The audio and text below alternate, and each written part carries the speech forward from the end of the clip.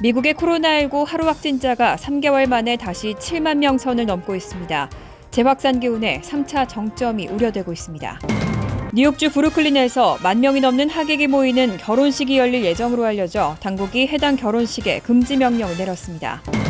18일 민주당 소속 낸시 펠로시 하원 의장이 11월 대선 전 코로나19 추가 경기 부양책을 통과시키려면 48시간 안에 합의해야 한다는 입장을 밝혔습니다. 대선이 보름 앞으로 다가온 가운데 바이든 후보가 전국 지지율에 앞선 상황이지만 트럼프 대통령이 격차를 한 자릿수로 좁히면서 경합주 판세도 요동을 치고 있습니다.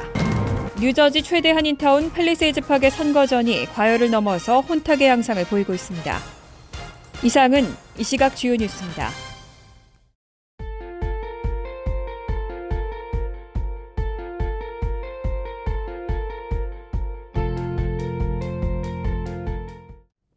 시청자 여러분 안녕하십니까? KBN 뉴스입니다. 오늘 오후 4시 기준 미 전역의 코로나19 누적 확진자는 어제보다 36,659명 늘어난 842만 8,386명, 사망자는 300명이 늘어 22만 5,044명입니다. 이 가운데 뉴욕의 확진자는 892명이 늘어 52만 886명, 사망자는 14명이 늘어 3만 3,491명, 뉴저지의 확진자는 884명이 늘어나 22만 4,980명, 사망자는 3명이 늘어 16,339명으로 집계됐습니다. 첫 번째 소식입니다. 미국의 코로나19 하루 확진자가 3개월 만에 다시 7만 명 선을 넘고 있습니다. 지난 7월 2차 정점을 찍고 다시 하향세로 돌아섰는데 10월 들어 확진자가 늘고 있는데요. 재확산 기운에 3차 정점이 우려되고 있습니다. 17일 뉴욕타임즈는 전날 24시간 동안 미국에서 7만 450명이 코로나19 바이러스로 확진돼 7월 중순 이후 3개월 만에 처음으로 7만 명대의 신규 발생이 나왔다고 밝혔습니다. 뉴욕타임즈 집계에서 7월 16일 7만 5,600명의 하루 최대 확진이 기록됐고 당시 2차 정점 기간 동안 6만 5천 명의 평균치를 기록한 바 있습니다. 이후 하향세로 돌아서 9월 12일께는 평균치가 3만 4,500명까지 내려왔지만 다시 증가세로 돌아서 10월 17일 기준 평균 5만 6천 명을 기록했습니다. 2차 정점기인 7월 말 6만 5천 명의 86%까지 올라온 셈입니다. 한편 월드오미터는 전 세계 215개 나라에서 코로나19 감염자 수가 18일 4천만 명을 돌파했다고 밝혔습니다.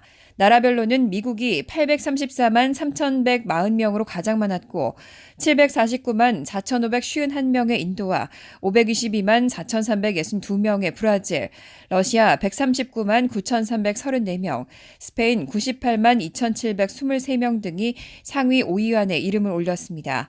오늘 오전 11시 기준 전 세계 총 사망자 수는 112만 명을 넘어섰습니다. 18일 전국 주지사협회가 트럼프 행정부에게 앞으로 코로나19 백신의 가장 효과적인 배분 방법과 비용 등을 묻는 여러 항목의 질의서를 보냈습니다. 백신 배포 등 접종 사업과 관련해서 연방정부와 주정부가 사전 계획을 수립해야 한다는 의미입니다.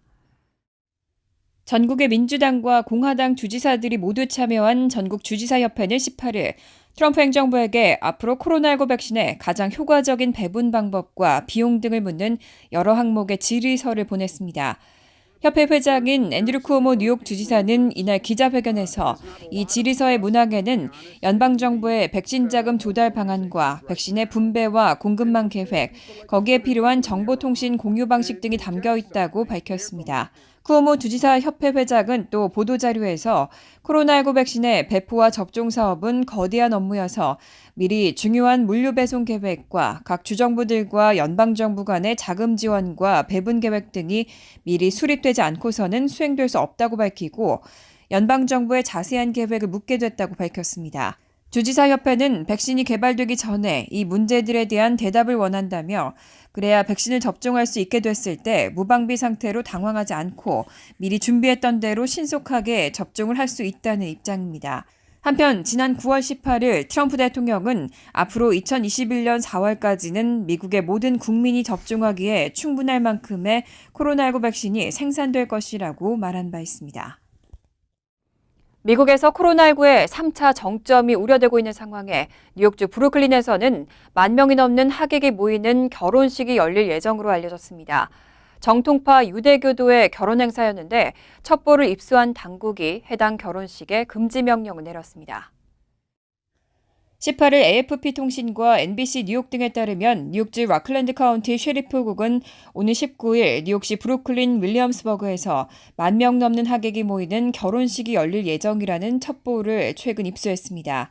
뉴욕에서는 코로나19 확산을 막기 위해 50명 이상의 친목 모임을 금지하고 있습니다. 카운티 당국은 10,000명 이상의 결혼식이 이러한 사회적 거리두기 규정 위반이라는 점을 사전 경고했고 뉴욕주 보건국은 16일 결혼식 금지 명령을 내렸습니다. 현지 언론들은 문제의 결혼식 계획이 정통파 유대교도의 결혼 행사라고 전했습니다. 앤드류 쿠오모 뉴욕 주지사는 전날 브리핑에서 그런 결혼식이 열릴 예정이라는 점을 입수해 조사한 결과 사실이라는 점을 확인했다며 결혼할 수는 있지만 결혼식에 1,000명 넘게 모일 수는 없다고 밝혔습니다. 최근 뉴욕시 브루클린과 퀸즈 일부 지역의 정통파 유대교도들은 코로나19 재증가에 따른 예배 금지 등 규제 조치에 격렬하게 항의하며 주 당국과 충돌하고 있습니다. 이들은 최근 쿠오모 주지사를 상대로 반유대주의적 차별 혐의로 법원에 소송을 제기한 것으로 알려졌습니다. 뉴욕시 식당에서는 지난 16일부터 코로나19 피해 회복을 위한 수수료 부과가 가능해졌습니다. 이제 뉴욕시 식당 업주들은 코로나19 회복을 명목으로 음식 가격의 최대 10%까지 고객에게 청구할 수 있습니다. 해당 규정은 실내 영업이 완전 허용된 후 90일까지 효력이 유지됩니다. 지난달 16일 뉴욕시 의회는 코로나19 사태로 어려움을 겪고 있는 식당 업주 지원의 명목으로 코로나19 복구 수수료 부과 허용 조례를 통과시켰습니다. 이달 16일 발효된 이 조례에 따라 뉴욕시 소재 식당이나 술집 등은 실내 영업이 완전 허용된 후 90일까지 식사 비용의 최대 10%를 고객에게 추가 청구할 수 있습니다. 다만 이 수수료는 식당 실내 또는 야외 식사를 한 고객에게만 부과가 가능하고 음식을 테이크아웃하거나 배달하는 고객에게는 부과할 수 없습니다. 또 코로나19 수수료를 부과하는 식당은 메뉴판과 영수증에 추가 비용을 명확하게 고지해야 합니다. 이 조례를 발의한 조셉 보렐리 시의원은 식당들이 계속 영업을 이어가고 수십만 명의 시민들이 일자리를 유지하려면 추가적인 지원이 절실하다며 식당이 음식값을 올리면 코로나19 사태가 끝난 후에도 계속 인상된 가격을 유지할지는 알 수가 없지만 코로나19 수수료는 실내 영업 제한이 종료되고 90일이 지나면 사라지게 된다고 말했습니다. 하지만 수수료 부과가 식당 업주들에게 실질적인 도움이 될지 여부는 미지수라는 분석입니다. 더 많은 비용을 청구하게 되면 고객들의 방문이 줄어들 수도 있고 팁 수입이 감소할 수 있다는 우려도 나오고 있습니다. 18일 민주당 소속 낸시 펠로시 하원 의장이 11월 대선 전 코로나19 추가 경기부양책을 통과시키려면 48시간 안에 합의해야 한다는 입장을 밝혔습니다. 내일인 20일 안에 합의에 도달하지 못하면 11월 3일 대선 전 처리가 불가능하다는 의미입니다. 백악관과 공화당, 민주당은 협상을 이어가고 있지만 합의는 여전히 불확실한 상태입니다. 18일 민주당 낸시 펠로시 하원 의장은 ABC 방송의 디스윅 인터뷰에서 11월 대선 전 코로나19 추가 경기부양책을 통과시키려면 48시간 안에 합의해야 한다고 밝혔습니다. 다만 48시간 조건과 관련해 대선 전 추가 부양책을 마무리 짓고 싶은 경우에 한해 이야기하는 것이라고 말했습니다. 상하원 표결 절차에 드는 시간을 고려하면 백악관과 민주당이 20일 안에는 합의에 도달해야 11월 3일 대선 전 처리가 가능하다는 입장입니다. 협상이 며칠 더 지연되면 대선 전 통과는 불가능하다는 의미입니다. 그러면서 그때까지 핵심 의제에 대한 답변이 없다면 대선 전 법안을 통과시킬 수 없다고 덧붙였습니다. 최근 몇 달 동안 민주당과 백악관, 공화당은 추가 부양책을 놓고 지지부진한 협상을 이어오고 있습니다. 한편 월스트리트저널에 따르면 트럼프 대통령은 최근 백악관이 제안한 1조 8,800억 달러 구상보다 더 큰 규모의 부양책을 지지할 수 있다고 밝혔습니다. 다만 상원 공화당이 이에 동의할지는 불투명하고 민주당은 2조 2천억 달러 규모를 고수해왔습니다. 선거일 전 타결이 무산된다고 해도 양측은 부양책 논의를 지속할 예정이지만 11월 3일 선거가 계속해서 협상 불확실성을 키우고 있다는 분석이 나오고 있습니다. 오는 22일에는 대선 후보 간의 마지막 TV 토론이 열립니다. 1차 토론은 두 후보의 말끈기와 방해로 난장판이라는 평가를 받았는데요. 마지막 TV 토론에서는 트럼프 대통령이 조 바이든 민주당 대선 후보의 발언을 보장하는 방식으로 전략을 선회할 것으로 보입니다. 18일 더 힐에 따르면 트럼프 대통령 재선 캠프 제이스 밀러 선임 보좌관은 이날 폭스뉴스 선데이와의 인터뷰에서 트럼프 대통령이 오는 22일 토론에서는 몇 가지 이슈들에 대해 바이든 후보가 자신의 입장을 설명할 수 있는 여지를 조금 더 줄 것이라고 생각한다고 밝혔습니다. 이 발언은 폭스뉴스 선데이 진행자 크리스 월러스가 토론 전략이 바뀔지 묻는 질문에 답하는 과정에서 나왔습니다. 월러스는 지난달 29일 1차 토론 진행을 맡았었는데 이 토론은 말끊기와 방해 등이 난무했던 난장판 토론으로 평가받고 있습니다. 당시 폴리티코 모닝 컨설팅 조사에서는 유권자의 86%가 후보들이 토론을 방해했다고 하면서 이 중 71%가 트럼프 대통령이 더 심했다고 답한 바 있습니다. 한편 라인스 프리버스 전 전국공화당 전국위원회 위원장도 CBS Face the Nation에서 이번 토론에서는 대통령의 어조가 덜 공격적일 것이라고 전했습니다. 악시오스도 트럼프 대통령이 최종 토론에서 바이든을 방해하지 말 것과 좀 더 호감을 얻도록 노력하라는 조언을 받고 있다고 전했습니다. 마지막 토론은 22일 오후 9시 테네시 내슈빌에서 열리고 진행은 NBC 방송 크리스틴 웰커가 맡았습니다. 대선이 보름 앞으로 다가왔습니다. 지난 18일 트럼프 대통령은 네바다에서, 조 바이든 민주당 대선 후보는 노스캐롤라이나에서 각각 유세를 열고 막판 표심을 공략했습니다. 여전히 바이든 후보가 전국 지지율에 앞선 상황이지만 트럼프 대통령이 격차를 한 자릿수로 좁히면서 경합주 판세도 요동치고 있습니다. 트럼프 대통령은 18일 주요 격전지인 네바다주 카슨시티에서 대규모 유세를 열었습니다. 트럼프 대통령은 과학자의 말을 듣겠다는 바이든 후보의 발언을 조롱하듯 만약 내가 과학자의 말을 전적으로 들었다면 지금 당장 우리는 엄청난 우울증에 빠진 나라에 있을 것이라고 강조했습니다. 또 이날 트위터를 통해서 바이든 후보의 차남 헌터가 연루된 우크라이나 스캔들 의혹에 대해 부인할 수 없는 증명된 사실이고 헌터의 노트북은 바이든에게 재앙이라고 주장했습니다. 반면 바이든 후보는 이날 노스캐롤라이나에서 드라이브인 방식으로 유세를 열고 31일까지 조기 투표할 수 있지만 기다리지 말고 오늘 투표하러 가라며 놀라운 추진력을 계속 유지해야 한다고 호소했습니다. 또 바이든 캠프는 오는 21일 펜실베니아주에 오바마 전 대통령을 처음으로 투입하고 선두 굳히기에 나설 계획입니다. 한편 트럼프 대통령과 바이든 후보의 지지율 격차는 다소 줄어들고 있습니다. 리얼 클리어 폴리틱스 집계 결과에 따르면 바이든 후보는 51.3%로 트럼프 대통령을 8.9%포인트 앞서고 있습니다. 지난주와 비교해 격차가 한 자릿수로 줄어든 겁니다. 주요 경합주에서의 격차도 펜실베니아 4.4%포인트, 플로리다 1.4%포인트, 노스캐롤라이나 2.7%포인트 등까지 줄어들면서 유동적인 상황을 보이고 있습니다. 코로나19 사태 이후 미국에서 아시아계를 겨냥한 증오범죄가 확산되고 있습니다. 지난 3월 이후 46개 주에서 2,600건이 넘는 피해 사례가 집계됐는데요. 중국계 피해자가 40%를 넘어 가장 많았지만 15%는 한국계인 것으로 나타났습니다. 미국의 아시안 인권단체 연합기구인 아시안 퍼시픽 정책기획위원회는 최근 온라인 기자회견을 열고 코로나19 사태 이후 미국에서 아시아계를 겨냥한 증오범죄 현황을 공개했습니다. 위원회는 샌프란시스코 주립대 아시안 아메리칸 연구소, 한인 단체 등과 함께 지난 3월 19일 증오범죄 한라인을 개설하고 아시아계에 대한 폭행과 괴롭힘, 모욕과 협박 등 증오범죄 사례를 신고받았습니다. 위원회에 접수된 증오범죄는 전체 50개 주 중에서 46개 주에서 발생했고 모두 2,680건에 달했습니다. 출신 국가별로는 중국계 피해자가 40.8%로 가장 많았고 한인 피해자는 15.4%로 두 번째를 차지했습니다.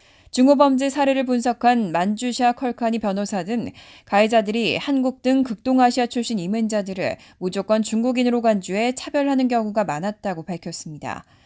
유형별로는 증오범죄의 70.9%가 언어폭력이었고 연방민권법 위반에 해당하는 직장 내 차별과 서비스 거부 사례가 10%, 물리적 공격을 가한 경우 9%, 의도적으로 아시안을 향해 기침하거나 침을 뱉는 사례도 6.4%로 집계됐습니다. 11월 선거를 보름 앞두고 뉴저지 최대 한인타운 팰리세이즈 팍의 선거전이 과열을 넘어 혼탁의 양상을 보이고 있습니다. 후보들의 홍보물 훼손 논란에 이어 이번에는 한인 후보들을 비난하는 홍보물도 대량으로 뿌려지고 있습니다. 오늘 낮 무소속으로 시의원에 도전하고 있는 원유봉 후보와 교육위원 재선을 노리고 있는 스테파니 장 후보는 기자회견을 열고 지난주 금요일부터 타운의 각 가정에 자신들을 비난하는 우편물이 배달되고 있다며 우편물을 만들어 배포한 펠팍 민주당 클럽 측에 중단을 요구했습니다.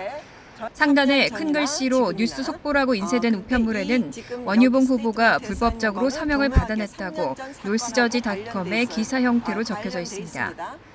원 후보는 지난 2017년에 있었던 일로 당시 시의원 후보 등록 과정에서 제출한 타운 주민들의 추천서에 서명을 받은 과정에서 도움을 준 대리인들의 서명이 누락되는 실수가 있어 잘못을 인정하고 후보직을 사퇴한 바 있습니다. 이거는 결국은 제가 불법적으로 사인을 받았다라는 뜻입니다. 그런데 마치 현재 진행 중인 것 같아요. 그때 저는 서큘레이터로 사인을 받은 사람으로서 공증을 했는데 팔팍 유권자협회 몇 분이 공증을 못했어요.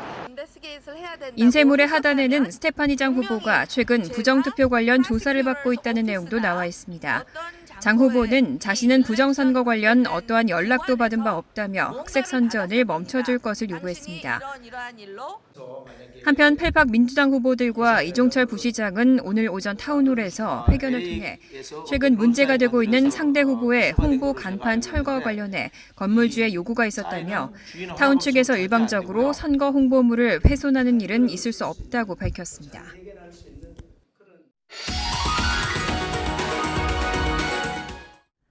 이어서 LA 지역 한인사회 소식입니다. 트럼프 행정부가 캘리포니아주의 산불 피해 긴급 지원 요청을 승인했습니다. 다만 정확한 지원 규모는 알려지지 않았습니다. 도널드 트럼프 대통령은 오늘 개빈 뉴섬 캘리포니아 주지사가 요청한 재해 지원금 요청을 승인한 것으로 알려졌습니다. 앞서 트럼프 대통령은 뉴섬 주지사의 지원금 요청에 수혜 기준을 충족하지 못했다면서 거부했지만 다시 마음을 바꿔 다시 긴급 예산 지원을 승인한 것으로 알려졌습니다. 이 때문에 트럼프 대통령이 민주당이 주도하는 캘리포니아주의 요청을 정치적인 이유로 거부했다는 논란이 일기도 했습니다. 한편 연방정부의 정확한 지원금 규모는 알려지지 않았습니다. 한인타운 마켓과 한인 업소들이 좀도둑 때문에 골치를 앓고 있습니다. 큰 가방을 메고 들어와서 물건을 훔쳐가는 도둑들 때문에 마켓에는 노 백팩, 배낭 금지 사인까지 걸렸습니다. 자체로 블랙리스트까지 만들고 보안을 강화하고 있습니다. 홍지은 기자가 보도합니다. LA 한인타운의 한 마켓 입구, 노 백팩, 배낭 금지 사인이 걸려 있습니다. 큰 가방을 메고 마켓에 들어가 물건을 담고 도주하는 좀도둑 예방 차원에서 취한 조치입니다. 코로나 사태가 지속되면서 절도 행각이 기승을 부리고 있습니다. 종전에는 입구와 출구를 구분해 놓았던 마켓 측은 이제 한쪽으로만 출입할 수 있도록 하고 있습니다.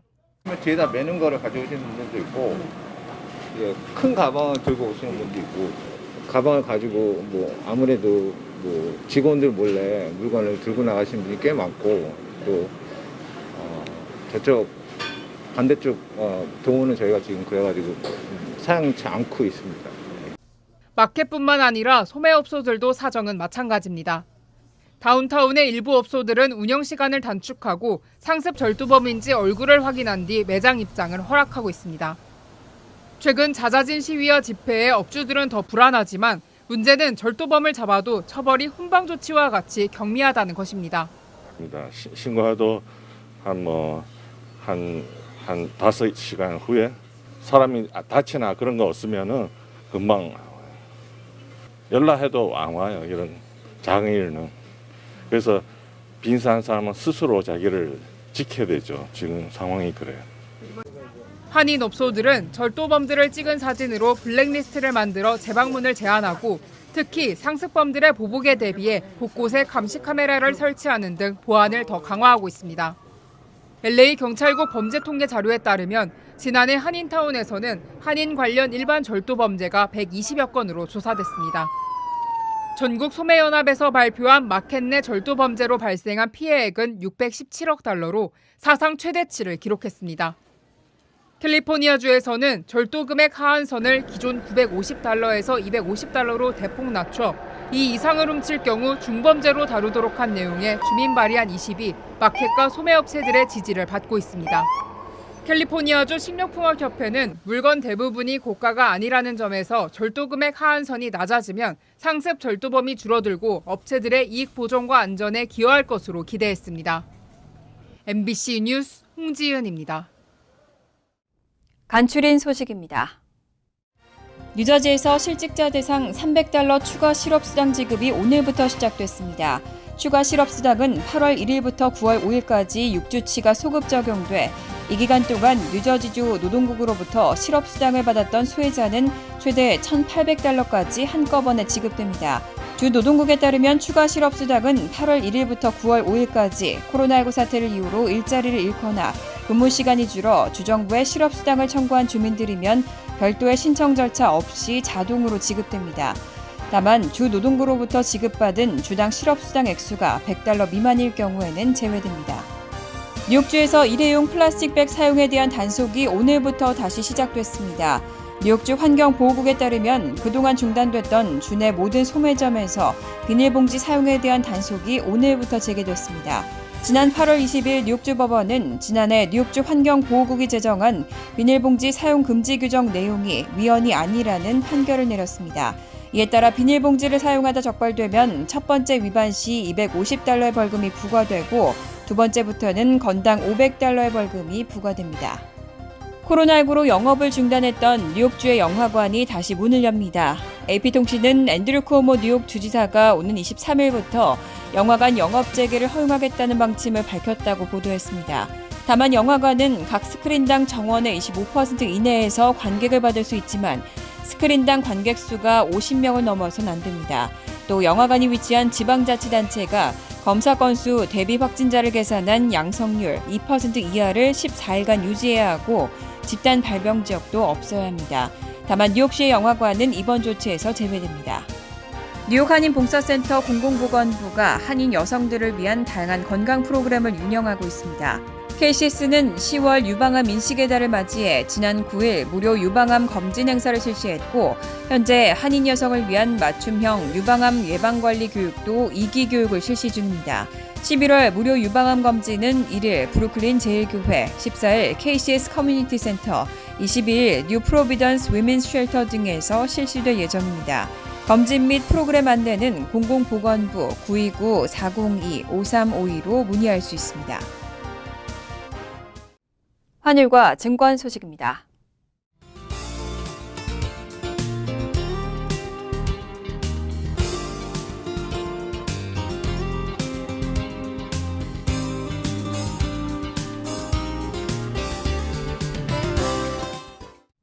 이어서 날씨입니다. 화요일은 오전 중 한두 차례 소나기가 오겠고 오후에는 구름만 많겠습니다. 낮 최고 기온은 71도, 섭씨 22도, 밤 최저 기온은 62도, 섭씨 17도로 예상됩니다. 수요일도 한두 차례 소나기가 내린 후 점차 개겠습니다.